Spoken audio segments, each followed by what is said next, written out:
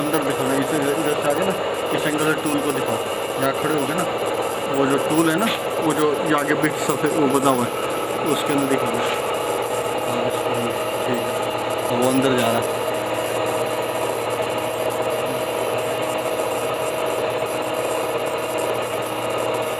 उधर खड़े हो गए, दिख रहा है उसमें, जा रहा है आखिरी तक दिख रहा है। देख मनोज, हल्का नहीं कीजिएगा, अभी और है, हो जाएगी और एक सूख जाएगी अभी। हाँ इधर बोले टच भी कर बोले लीजिए, बोले। उधर तो अभी है गैप, लेकिन इधर बोल्ट बोल्ट उसके चलो बस छोड़ दीजिए बाहर ठीक इसलिए। है बस, ठीक है, और इसको यूँ दिखा दो बस, हाँ ठीक है, क्लोज अप कर दो।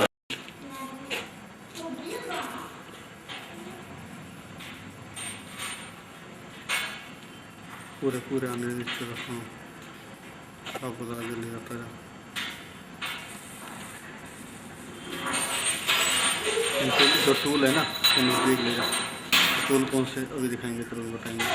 हाँ ये OG वाले, इनके असली, इनको आगे ले, इनको आगे ले, इन टूलों को दिखाए पहले किए हैं सारे क्लोजअप ले, सब में क्लोजअप लेता चला जा।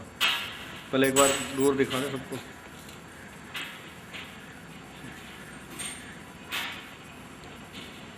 वेंडल्स थोड़ा दूर, अब आगे ले।